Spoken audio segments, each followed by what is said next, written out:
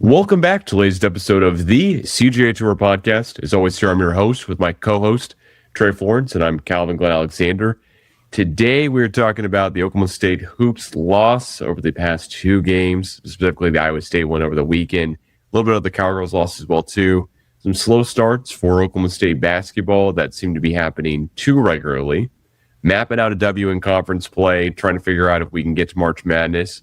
Football schedule got released last week, as well as Mike Gundy made his official public appearances, and snowed in some Oklahoma State fun stuff that we saw around social media, as well as a wrestling W up in Columbia against Missouri, and some trivia.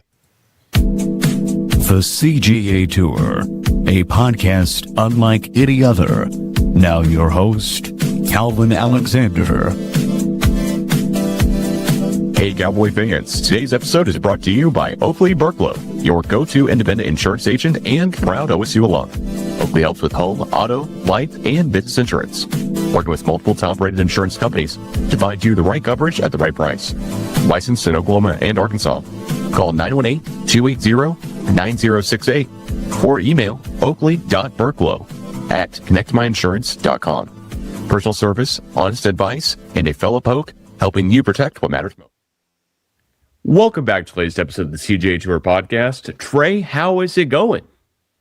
Oh, getting snowed in, that's for sure. Nice and cold and chilly. Yeah, I gotta say it is suboptimal here in the Oklahoma City area for both Trey and I. I do work in Stillwater, but live in Oklahoma City like Trey. And gotta say, school's closed today for Oklahoma State. Opens late tomorrow. So whenever you're listening to this, we're recording this on January 26th. And it's a good deal. But yeah, hopefully everyone's staying warm out there and being a little bit warmer than the Cowboys shooting developments here. Woo! I think that's where everyone knew I was going with it. But gotta say, the punch Nice lands 19-4. That at one point was the score of the game. And I mean, it's just appalling, honestly. Like getting out start of the game. I will say I coach basketball, so I want to give a couple coaching insights here and there that I've seen through the games that really baffle me. Not that I'm a better coach than Steve Lutz or anywhere close to it, but just some stuff that stuck out to me that I want to, kind of shout out here. But Trey, what did you think of the game here? You were the one who watched it from home. Right. I did go up to Stillwater to watch it, but what'd you think? First, I want to say I was pretty close. If you take a recording of my TCU prediction, I said we were going to lose by 3. So I'm going to say that was a better outcome than the Iowa State game. The Iowa State game, man, it was rough to watch to begin with. Like you said, we were down. It just didn't look like we were in it at all, which was so sad to see. But, I mean, it was basically like a copy-paste of the game that we already played them a few weeks back whenever we were at Iowa State. This time it was just very similar, which is kind of funny. The scores themselves are very similar themselves too, of like it's I think it's 83-71 and 84-71. So it's like copy paste of what we did last time. So it was just really sad to see, but also like this Iowa State team's gonna be pretty good and pretty competitive in the tournament. So I'm okay with losing by, 12? 13? 13. Yeah, here's what I'd say. Going to the game and watching the whole first half in the stands and knowing, okay, this is going to be a huge deficit, and then seeing their best player, Iowa State's, I think, best player, but honestly, you could tell me that their whole team was their best player on a game like that. But I'm not exactly sure how to say his last name, and I know I'm probably butchering here, but I'm going to give it a chance here. Mama Klikovic. Oh, that's very Could good. be totally Klikovic. I'm not sure. I would say Klikovic. Yeah. Yeah, but I'll tell you what. He scored 10 points in the second half. He had 29 on the game. Yeah. He had 19 in the first half. The Cowboys had 21 in the first half. I mean, that 30-point deficit when the Cowboys lose the game but score 17 more points in the second half, it's just as bizarre. And here's the thing. Iowa State had 2 guys foul out. Like, right. There's a lot of things going for this where you're going, okay, well, they were 42% from 3 and we were 30%. And, they shot less amount of threes. And there's like box score watching. You would think it would be pretty close to the game that we played Ames, where we lost by 13 or 12. I forget exactly which one. I think it was 12. I think it was one less. You'd go, okay, probably was competitive, kind of close game. To be honest, it just wasn't. Like, from the jump, it was not competitive. No. I do not know how many missed threes we had in the entire first half, and I'm scared to look because 13 to 26 from the field, that's a winning score. That is a winning score in games. That is not that bad. When the other team goes 15 to 25, you're going, all right, well, they beat us there. Did they beat us in free throws made? Yeah, they had 21, we had 18. There's not like one stat here that really shows how bad the game was, shooting-wise, for Oklahoma State in the first half. We rebounded. Let's said, hey, you know what? If we can play a whole game like that, we'd be good. Hey, we play a whole game like that, and we're continuing with the number 9 ranked team in the country. Pretty great. But you know what? On a game like that, where you get all the Cowboy and Cowgirl fans up to Stillwater or in Stillwater, it's just rough. I mean, it's just a rough deal whenever the weather does that to the crowd, and then you come out and you shoot like you're basically playing outdoors, except for Iowa State wasn't shooting like that. They were seeing it was green from the jump. I mean, every one of their shots was going in. Every single action and every single play they wanted, they basically just drove and kick it. They just drive into the 3-point line. That sucks in one of our defenders because he's getting beat. And then they kick it out to a guy who's in the perfect position to hit that corner three. And yeah, in college, it's an easier three than the NBA, but it still isn't a high school three, and they're just knocking it down with ease. Right. Wow. I mean, also just like our just poor shooting at threes. Like I don't know if we were just trying to shoot as many threes as possible, try to catch up with them. But I mean, like you said, we were down 25-7 at one point. And at the very beginning, and it just was not looking good. I feel like I know how was the crowd there. The broadcast didn't really get to show off too much of the crowd. I don't think it was very full. Correct me if I'm wrong. You were there. It wasn't bad, honestly. For really? I mean, the students kind of filled out the first level. I mean, for a game like that, when you're, it's below 32. It's snowpocalypse is going on, Snowmageddon. The weather guys are going, man, this is our day to let everyone know that this is where we're really important and get out the information and do their jobs really well, to be honest. But to give all of this, hey, it's really, really bad weather-wise. Don't get out on the roads unless you have to. To still see that many fans out there is impressive, I'd say. Now, is the curtain down and most of the 300 level? Yeah, it is. But it's been like that for a while. Are there students packing the 200 levels? No, but there's some. It's just, man, with Gallagher against KU or against OU back in the day, when you and I, how sweep it is, and Larry Reese did that in 2018, that's another level. And that we just weren't going to see that against Iowa State on a Saturday, January game. Right. But it's one of those where the crowd can't help beat a number 9 team in the country. But, for sure.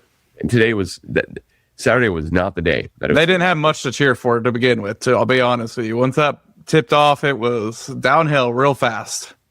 Yeah, I mean, real quickly, you're thinking, okay, this Iowa State team's really good. And then all of a sudden, at the end of the day, Iowa State could win the whole thing. They could win the March Madness. They could win the whole tournament. I don't think it's out of the question.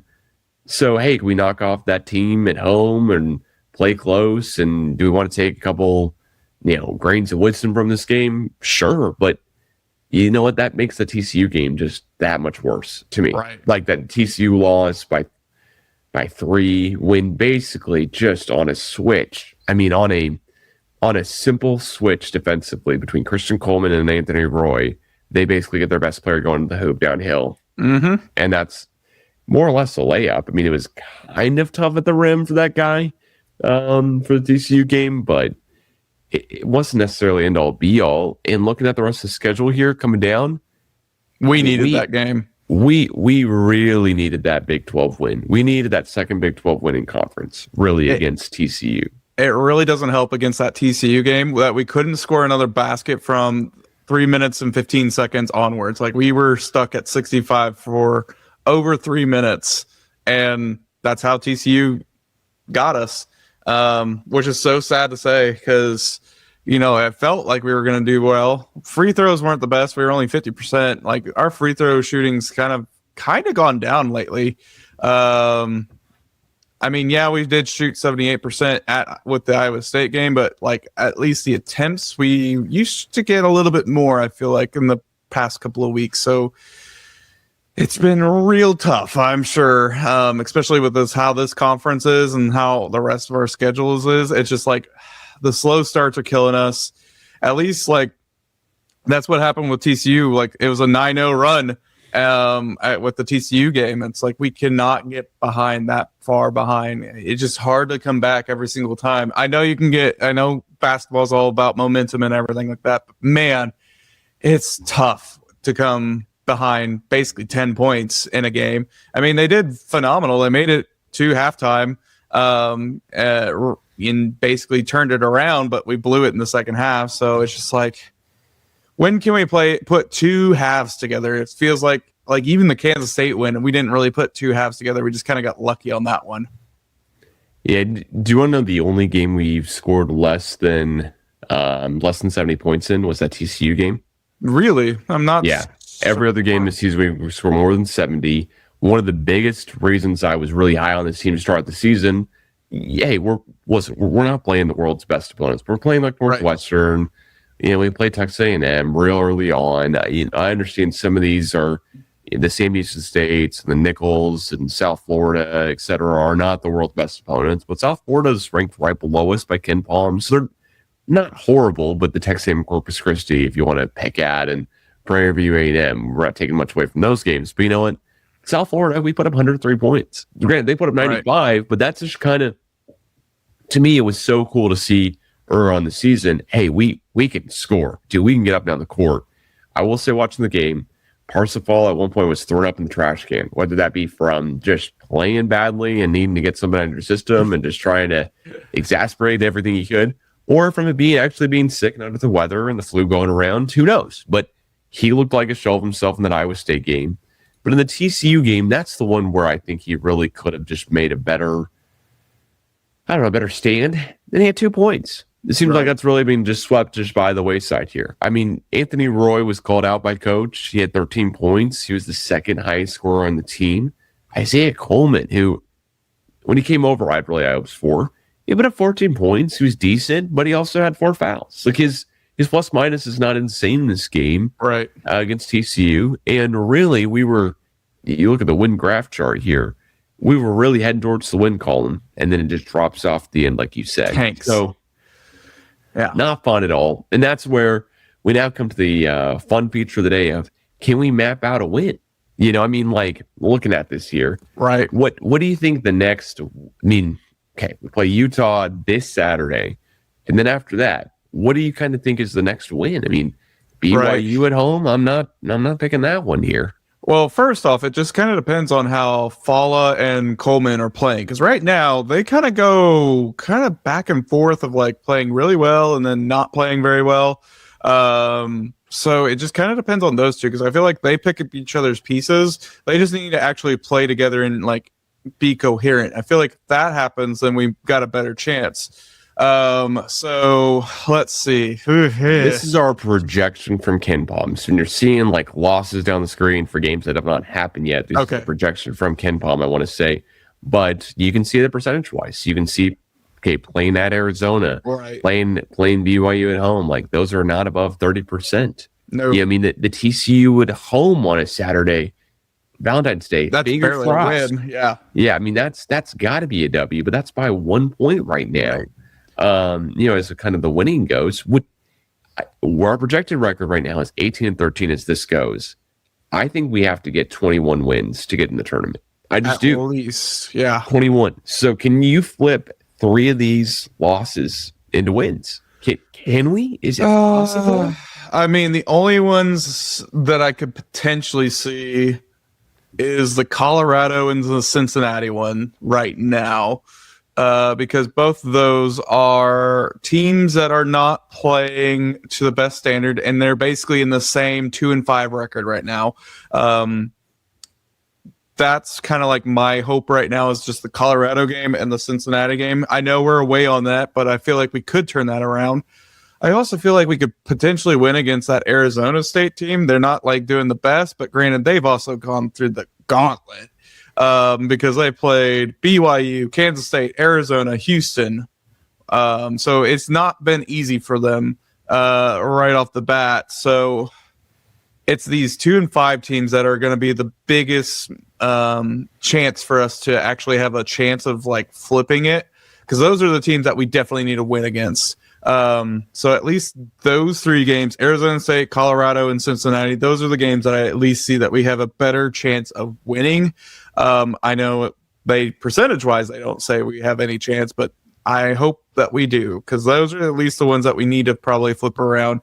And it would be nice to have like maybe an upset against Houston at the end of the season. Maybe. I doubt it, but one can dream. Yeah, one can dream. I think the game that's hopeful here is the UCF game. I think that's the first circle I have here. I know it's a 20% chance, but we're gonna split with UCF on the season. Okay, maybe, but I really hope not. I give a better chance to like that KU game at home, not just because Ken Palm gives us a 1% better chance of getting that one, but I think that one could be a little bit better of a chance. And then Arizona State, like you said, I mean, we really just can we somehow find it within ourselves to find BYU on a bad shooting night? You know, I mean, maybe, I don't know. It's just really tough because right now we just have not been consistent, at least whenever we've been in Big 12 play. I don't know if it's just the caliber of players that we're playing against now, because we didn't really play too many people in the preseason. But if you think about it, the A&M team has like come back from the grave, and they are doing pretty good. They're 16-4 right now. And technically right now they're on the top of the conference. So like, I know this is the SEC, and the SEC is not the best like conference in basketball, but I mean, if you think about it, like we beat A&M, there should be a chance that we should be doing better than this. So I don't know. I don't know if we've been growing as the season has been going on or not. I just feel like we're not all there, and I feel like the moral of the story for like a couple of weeks now. Yeah, I think there's been an illness and there's been a back injury for Fala. That's really not helped out at all. We saw Ryan Crotty play a ton more minutes in the Iowa State game. Maybe that can help us down some shooting stretches down here at the end. That would be very nice. But we if you're breaking the game down into quarters here against Iowa State, it's atrocious. It's 25-7 in the first 10 minutes. Then it's just abysmal at the half. I mean, you cannot have a stretch where you're just down 30 at halftime, where I'm looking around with my dad, who's an OSU alum, and some days maybe a bigger OSU fan than I am. And we're both looking at it going, is this really the team we've got out here? Is this the same team that competed and beat UCF at home for our first Big 12 win? This UCF team that now looks pretty good. Now, I will say, that UCF team got scorched. I mean, absolutely scorched by Iowa State last week. It was worse. It was a 30-point loss. They didn't lose by 30 at half. They lost by 30 points total. Yeah. And Iowa State held that UCF team to 57 points, where we at least put up 70. Yeah. It made it look at least a little bit decent. But I think right now we're fighting with UCF for that Big 12 playoff, Big 12 bid. Yep. And it's not looking great. It's going to be really tough here coming down the stretch. I mean, it just really is. So if you want to say, hey, I got these 3, I'll put it back up here. If you want to say I got these 3 losses turned to a W, I'll go first. I'm gonna take my pick here. I'm gonna go. I think Arizona State is gonna be a win Tuesday, February 10th. I think that Kansas, February 18th, we got to find some Oklahoma State magic. Maybe Darren Peterson, their top player, is out for another game. Looks like he's dealing with some injuries and some off the court kind of hubbub. It's the best way to say it. and then it's that Colorado game. I mean, honestly, like it's kind of we beat KU at home, and then we kind of roll into Colorado on the road, and we come out beat them. Because the rest of them, listen, Houston, not a chance in my book. No. BYU, not a chance. Arizona, not a chance. Doesn't matter what day of the week, but I think there's a chance that a KU, Weird, Bill Selfs, and Oklahoma State along, we just somehow beat. We always have that game. Yeah, we always beat them in Stillwater somehow. Yeah, so thank goodness we don't play them on the road this year. because we don't win those. But in our own home arena, maybe we do. Maybe somehow the students get out there and make a huge fact. And then Trey, there's one other thing. But let me ask you this: what are your 3 wins? What do you think first? I was going Arizona State, Colorado, and Cincinnati. Those are my 3, just because I feel like we have a better chance to flip those than any of the other ones, especially like the Cincinnati. Like it's coming crunch time, and I feel like they would have a little bit more pressure to turn things around. I think the same. I think you're right. The only one I just didn't have was the Kansas one. I know, like we usually have some type of magic once every year. So it's either the Kansas game or the Houston game. But the 3 solid ones I'm thinking is the Arizona State, the Colorado, and the Cincinnati. Yeah, and then one other thing that I do not want to hesitate to remember here is that this past Saturday was the anniversary of the it's the game of the anniversary of the Remember the 10. And if you don't know already, my dad was the founder of the Remember the 10 run. The Remember the 10 run is this it's this April. It's the third Saturday in April every single year, but it's April 18th. It'll be rememberthe10run.com. There'll be a link down here in the description. Would love to see people out there for the 20th anniversary. Oklahoma State this year has gotten $380,000 in donations from the Remember the 10 run as of this year, after the 19th year of the run being completed, and would really love to see people out there supporting the run, and really just kind of a much better way to honor these men who died in a plane crash January 27, 2001. As I do work on campus, there's quite a few guys who are asking, about Oklahoma State, stuff. And I'm like, oh, I remember when Gundy started back in 05, whatever. They're like, oh, dude, I was born around then. And I'm like, man, all these guys and gals are born after the crash. I was you and I were in first grade. Right. In 01, my youngest brothers, who are both in college now, as a freshman and a junior, they were born after the crash happened, and would love to see people out at the run just to support. I know the families, for being at the family luncheon for several years, really love seeing people back on campus, and really seeing the sport of the run, the Oklahoma State basketball teams, and usually the soccer team as well, with their kind of relations with everything usually out there and supporting. So this is just kind of my thing every year, where you'll see me Saturday, April 18th at the run. You'll see Trey, I know you volunteered for several years in a row when we were both in college together, and you volunteered to help me out getting the medals and the trophies, all that type of stuff together. And it's something that, if you're around Stillwater or able to participate in any way, shape, or form, you can volunteer. That costs nothing, and you get a free shirt and a free donut or two, and something. And the rest of your day just is incredible after that. Every single day I've ever volunteered for the run, it's been wet, rainy, snowy, definitely wet. Also, that's for sure. I remember. And it's also been an absolutely beautiful, perfect day in April. So it's been Easter weekend some, it's not been some. There's only been 1 year that I missed the run, and always regret not being there, because I was born into it. My dad had the idea, and there's no way you're not going to help out your dad when he has this idea. But it being the 25th anniversary of the crash tomorrow, or January 27th, whenever you listen to this, we're recording this on the 26th, it is something that I did not think would impact my life as much as it has. But it's been truly a pleasure to be part of the run, help out with it in any way, shape, or form. And I only hope and really hope that that a ton of people are out for the run this year, just because I think it brings such a smile to people's faces who are involved with the run, and to the family members and friends and others that are around, just to know how much all those people are remembered fondly, and all those names are on the back of the shirts, and there's no sponsors, and it's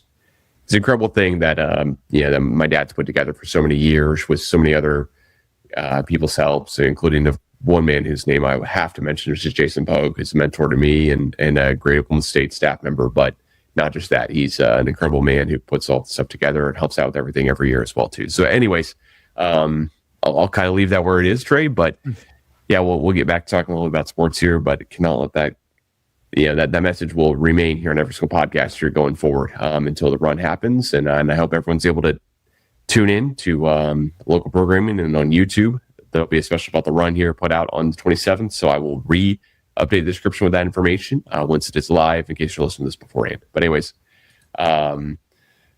all right, well, let's talk a little about the football schedule, right?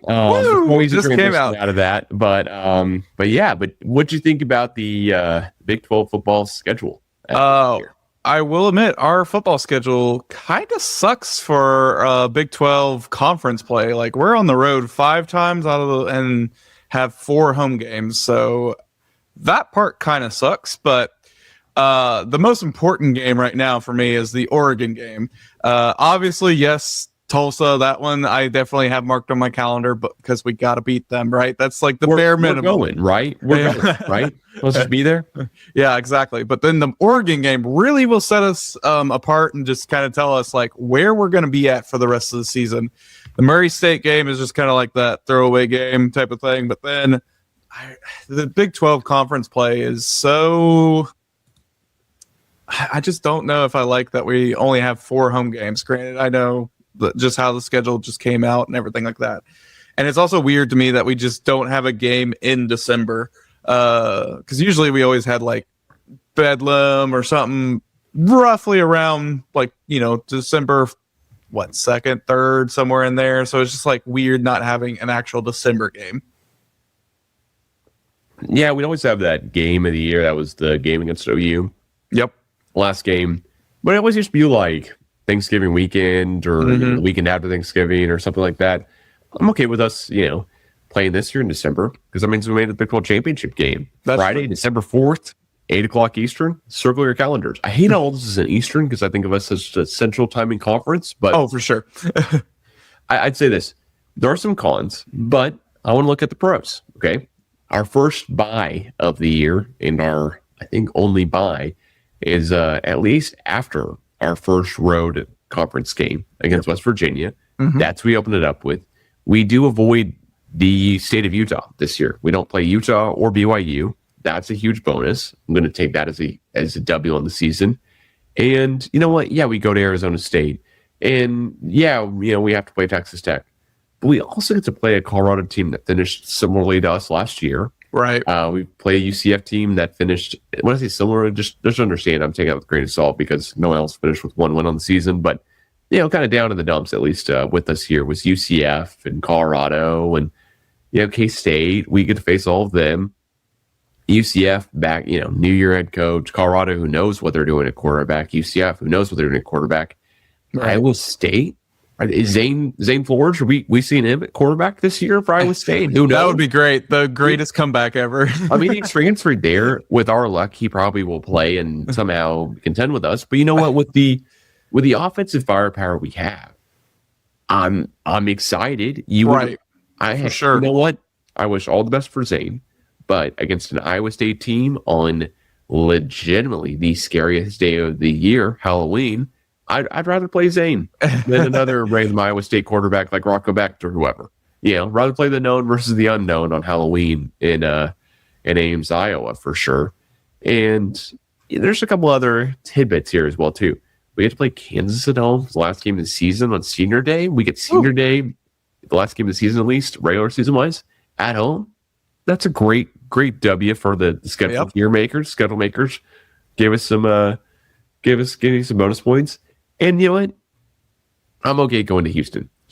Yeah. I think that's a chance for you and I are going down to Houston for a road game, see if you can get away from the kiddo and see what Boom Bring him with us looks like. Yep, I mean, exactly. Because there is such a huge contingent of Oklahoma State fans in Houston watching the game where Ollie Gordon goes up in the second half against the Houston, I want to say Bulldogs repeatedly, but I know it's the Cougars, against the Houston Cougars. It's fascinating how much orange there is in that stadium. I mean, it's not a big stadium to begin with. It's not 50 or 55,000 like Oklahoma State is, but there's a lot of orange in stands there for that game. So I think that's going to be basically a home game for us. And you know what? Non-conference wise, hey, Tulsa, what a revenge game to open up the season. Oh, yeah. Game. That's going to be one heck of a game, I feel like. Shout out to Morris and Mestamaker going to the Golden Hurricane and just see what's up. So we'll see what's up for sure, right? I definitely say the two toughest games of our conference or of our schedule right now is definitely going to be Oregon and definitely going to be Texas Tech. But the perk is they're both home games. That's the nice part for us, at least.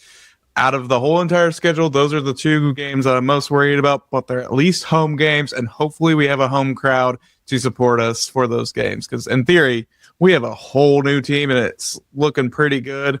And if those are our hardest games, I'm pretty good. I feel pretty good about our schedule. Granted, we haven't seen everybody mesh together yet. And also, if you're thinking about it and you're going, man, maybe there's a chance that Oklahoma State is in this college football playoff mix and we're outlining the schedule. Well, hey, a non-conference early season loss doesn't matter. Usually doesn't hurt a lot to teams in the mix who need that to not hurt a lot. So an Oregon loss early on in the season, granted home game, but you know what? I doubt it'll be 69-3 again. And then the other thing, and at Houston, that's almost a home game. At Tulsa, that's almost a home game. Mm-hmm. I understand there might be a lot of Houston Cougars fans out this season because last season they did pretty darn good and better than expected, for sure. There should be a lot of Houston fans out. But we get Colorado and Deion Sanders in prime time for homecoming. Mm-hmm. Ooh, I mean, that's some fun stuff here. There's some storylines going on. And there's also some here coming down the stretch. Okay, yeah, you play Texas Tech in November. Yeah, you play at Arizona State in November.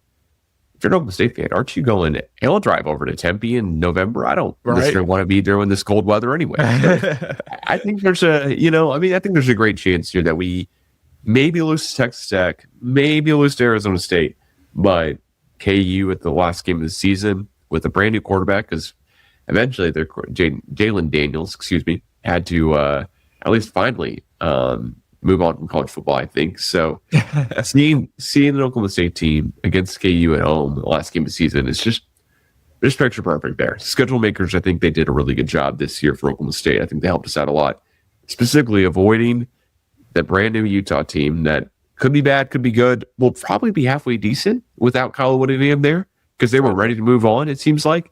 And then, of course, without BYU and Bear Messmaker and a team that dominated the Pop-Tarts Bowl and barely missed the playoffs, I'm good with avoiding them as well. Yeah. And definitely good with avoiding going to Provo and going to Central Florida for the third time. So it definitely will be interesting to see the end of the year Big 12 championship at this point, because, and also like just overall, like even if we lose to Oregon or if we beat Oregon, that at least helps us, if we even get close to being in a playoff contention, because it could be like Oregon's on the bubble and we're on the bubble type of thing. Just how things are looking right now, like we pretty much have a, like, if you're ranking our schedule, it's pretty easy schedule kind of looking right now, which I'm not mad at. But like if you're just looking just purely at it, it's weird that we only have 4 home games during the conference, but it is what it is.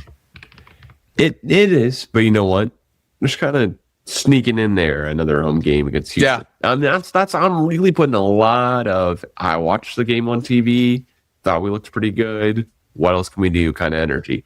So, yeah, that's kind of my hope here is that we kind of sneak in that 5th home conference game, and also it's not like everyone's playing 8 home conference games or anything. So we're okay. Could have been worse.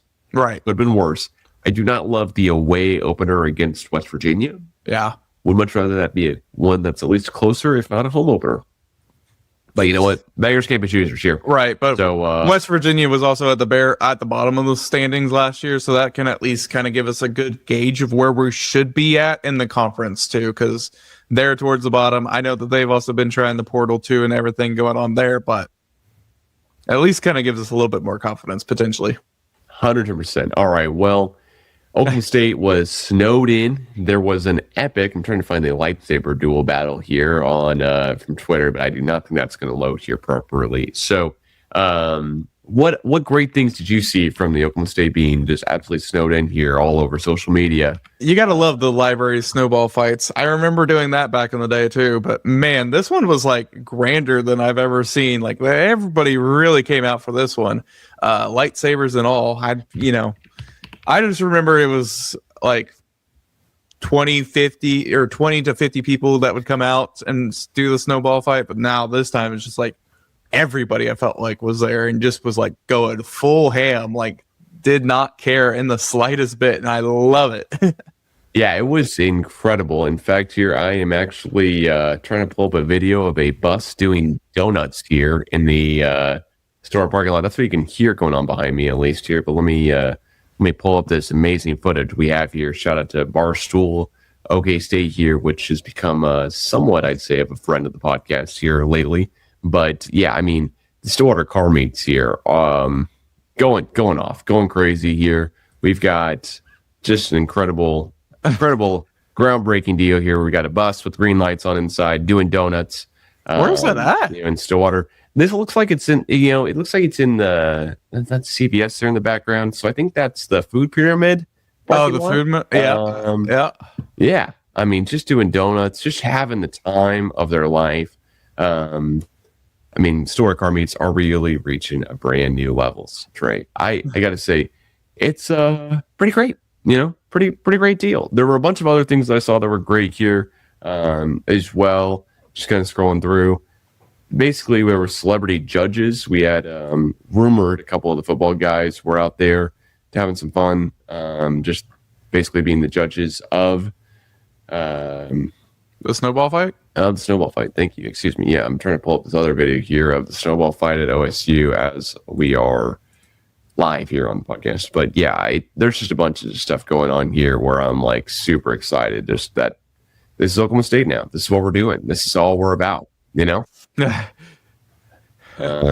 incredible. Yeah. That's what I was just shocked about, was just the pure amount of people there. Because usually, like, it's never, I felt like, been that busy, but man, they went all out, and they also built a snowman beforehand. So it's just like, that kind of just tells you how much snow we actually had here in Oklahoma. Yeah, now I will say the weather guys were not, the rumored foot plus did not actually go through, but the rest of it seemed to go through. Got to say. So I mean, tons of fun here in Stillwater with everything going on. Way to enjoy the snow days. Way to have fun. Way to get out there. Way to enjoy them. That's all I can say. Really. Anything else you saw that I'm missing out on here? Not that I'm aware of, unless you can find the lightsaber people. But I mean, the good old days, right? I just remember there was like a golf cart that would be sweeping the sidewalks, and everybody hated them because that would just mean, oh, we're about to have school. Yeah. Well, but you can't win them all, I guess. Right. So, kind of a bummer there. And also, we've got to talk about the man, myth, the legend himself, Jax Forrest, again having a tech fall in the first couple minutes. I mean, first period of wrestling here this past weekend was pretty incredible. I'm trying to pull it up here repeatedly, but may not be able to. Yeah, I just cannot believe that Oklahoma State is. We do not cease to have just amazing guys wrestling wise. Oh yeah, for sure. Yeah, so I don't know if you had a chance to tune in for that one, but yeah, I mean, there's just so much just love I have for Oklahoma State wrestling at this point here, because we're just showing up, showing out, and I mean, wrestling incredibly well here. So I'm not the wrestling guy to break down all the exact stuff that's going on. I will be the first to say that, but man, it is quite a cool deal that we have such an incredible wrestler here for Oklahoma State, who should still be graduating from high school this May. I mean, right. He's that good. And yeah, he wins against the number 27th guy in the country by tech fall 16-1. So, and this clip is not that long, I will say. So if you want to sit out, hang out, watch it here, I am not going to narrate it. But I mean, he several times almost pins Gage. I mean, that's the incredible part. Is the entire time he's not winning off of riding time, he's not winning off of just takedowns and escapes. He is continuously just trying to pin the guy. Right. Yeah, I mean, he's just going out for all that dominance. It's pretty incredible to watch. Oh yeah, for sure. I mean, like he's already 5-0 right there. Oh man. But I mean, OSU overall has been doing pretty good in wrestling. The only thing that's a little scary is that we did lose to Iowa, but other than that, pretty good. I feel like safe to say we're probably going to have some more individual national champions at this point. But you never know. Time can tell. But yeah, it's just crazy how fast that was. What was that? A minute 49 and already won. Jeez. Yeah. The whole clip is a minute 35 here over on Twitter. So, I mean, it's just incredible how much dominance I want to say kid because he is so much younger than you and I. I mean, he's 12 years younger than both of us. But then again, like, I mean, he's a fully grown man just winning wrestling duels nonstop here. So I don't want to face him. That's for sure. If I see him in a dark alley, I am going the other way. That is for sure. I am not lining up, even though it's at 133. And I not double his body weight, but you can be talking to me in the, I'm 100 pounds more. We can be talking and there's just not a chance I'd even walk towards him. And you know what? I'm not even sure except it looks like with headgear on. So I'm not crossing him whatsoever. All right, well, you've got the trivia question this week here, so go on and hit me with it as we wrap up this episode. Yes, I'm not going to make it as difficult as what Bo did, but can you name? Rose was super wordy. I got it. Oh yeah, a little wordy. Okay, but it was still a great one. Mine's going to be short and sweet, hopefully. All right, so which Oklahoma State quarterback is the only one to finish second in the Heisman voting? Ooh. Oh yes. There's a lot of good quarterbacks. Wait, second. So he went to the Heisman Trophy ceremony. He went to the Heisman Trophy ceremony and he got second place. Well, it's not a guy from the 2000s, right? It's not a guy from. I'm talking. Okay, is it Rudolph? No, it's not Rudolph. That's for sure. It's not. We know it's not Rudolph. It's not Spencer Sanders from like a COVID year, right? Nope. Okay. Is it? It's not Gundy, is it? Nope, it is not Gundy. Okay, it's not Whedon. Is it? Is it Whedon? It is actually Whedon. What year did he go to the Heisman Trophy ceremony? I don't know if he went to it, but he got second place into it in the Heisman voting. Who got first that year? What year is this? I mean, it was 2011, right? Oh, now, of course, you had to ask that part. I don't know that part. I only got the question part. Well, all right. Fair enough. I mean, it's a 2011. It's got to be Whedon. That would be the obvious answer, but I don't think he didn't go to the Heisman Trophy ceremony. I don't think. Because Brandon Whedon. Now you're making me Google it. Well, I expect you to have the whole entire trivia question rating. Well, I only had half of it. It was his 2011. Okay, yeah. Well, I guess I knew that, but why didn't he go to the Heisman? Heisman. Why didn't he go to the Heisman Trophy ceremony then? So, anyways, wait, where are you getting your stats from here? Because everything I said, despite being a top contender, he was not named a finalist. So he finished in second amongst quarterbacks, probably, I would guess. Yes. Sorry. Yes. Second, I guess. Okay. It just says, which Oklahoma State quarterback finished second in the Heisman voting? I guess I got to fact check a little bit more. I thought I did. Yeah, that's... Yeah, I don't know. That's crazy. Is that the year that RG3 won it? Let's see, 2011. Yeah, 2011 Heisman Trophy winner. I'm sure that's.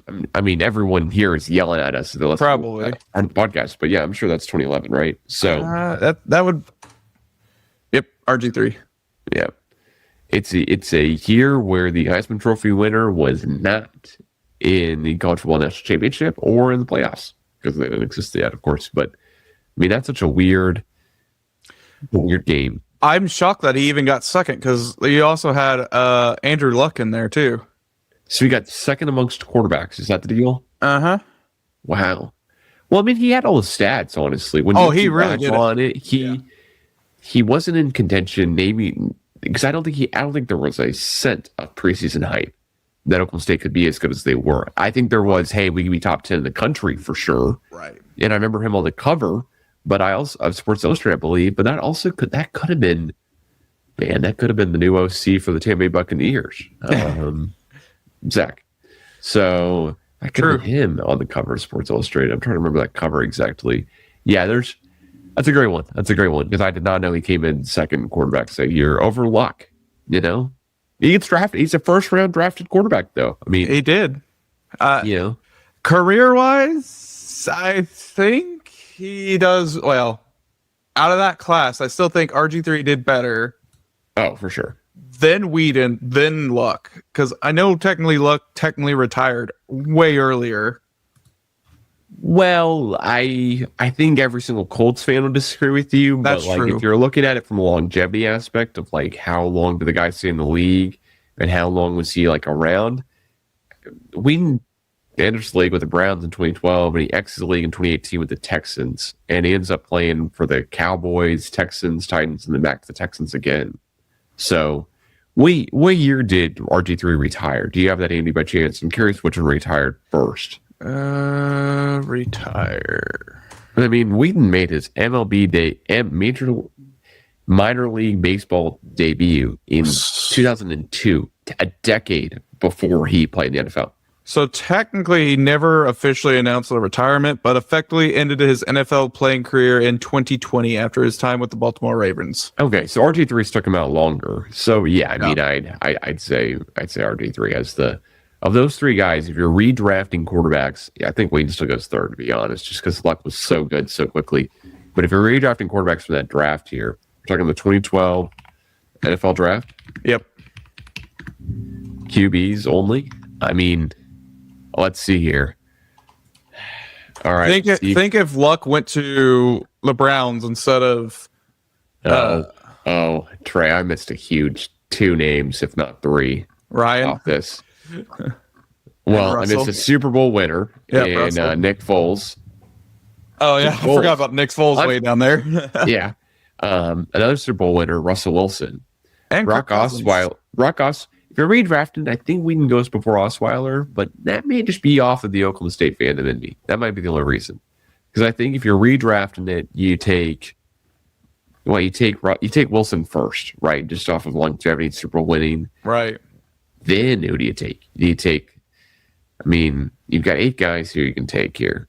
You don't take. So would they still go to the Redskins, or are we saying they go to the Redskins, or let's just say you got to pick one through 8 just in a row without regardless of fit. What team? Yeah, okay. Because like fit wise, Whedon definitely got screwed over because the Browns, you know how the Browns are.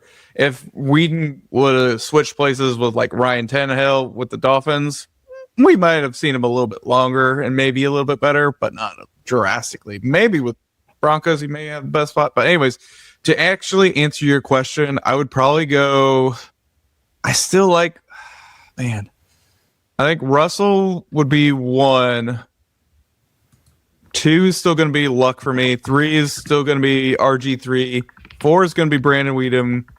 5, Nick Foles, and then Kirk Cousins, and then Ryan Tannehill. You putting Cousins after? He's also. Hasn't he also won a Super Bowl? I think, right? Kirk Cousins? He wasn't a Super Bowl. He's not on a Super Bowl. Is he backing up somebody? I thought he did. I thought he was backup. No, he just went there. Yeah. Lennon's our 2012 redraft of the NFL quarterbacks list here. I mean, listen here. This is the crazy part here. Whedon beat Andrew Luck. He beat RG3. He beat Ryan Tannehill. He might have beat Kirk Cousins if they played. And he beat Nick Foles, all while at college at Oklahoma State. Yep. I mean, he beat so many great names on this list here that are going to go down as names way better than him overall. But, yeah, there's just not a... Definitely some are going into at least the Hall of Fame and or College Hall of Fame. 100%. All right, well... Trey, with all that being said here, thanks so much for joining me on the latest episode of the CGA Tour podcast. If you're not already, follow at CGA Tour. Send in some questions. The scroll ticker's been going on. The full episode down below if you've been watching on YouTube. Really love some questions here wherever you listen to the podcast, wherever you follow. Send in some questions for the next episode, and catch you guys again soon. Peace. Bye. Hey, Cowboy fans. Today's episode is brought to you by Oakley Burklow, your go-to independent insurance agent and proud OSU alum. Oakley helps with home, auto, life, and business insurance. Working with multiple top-rated insurance companies to find you the right coverage at the right price. Licensed in Oklahoma and Arkansas. Call 918-280-9068 or email oakley.burklow@connectmyinsurance.com. Personal service, honest advice, and a fellow poke helping you protect what matters.